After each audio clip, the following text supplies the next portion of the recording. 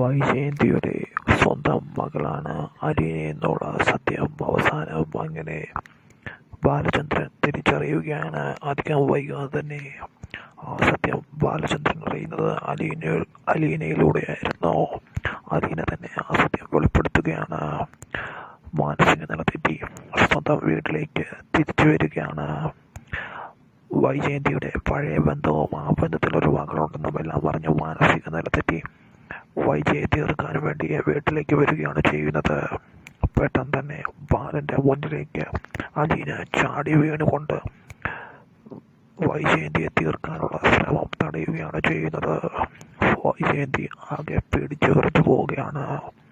ബാലചന്ദ്രനെ തടയുന്നുണ്ടെങ്കിലും കുതിരി മാറിയ വൈജയന്തിയെ തീർക്കാൻ വീണ്ടും ബാലചന്ദ്രൻ വരുമ്പോൾ കാല് പിടിച്ച് അച്ഛ എന്ന് വിളിച്ചുകൊണ്ട് ഒന്നും ചെയ്യരുത് എന്ന് പറയുന്നു. എനിക്കൊരു കാര്യം പറയാനുണ്ട്.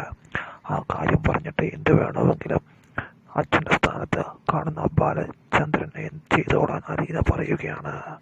എന്നിട്ട് ബാലചന്ദ്രനെ മാറ്റി നിർത്തി ആ സത്യം വെളിപ്പെടുത്തുന്നു. ബാലചന്ദ്രനും വൈജയന്തി ഇതുവരെ അറിയാത്ത സത്യം, അതെ ആ സത്യം അവസാനം വൈജയന്തി അറിയാതെ ബാലനോട് മാത്രമായി അലീന തുറന്നു പറയുന്നു.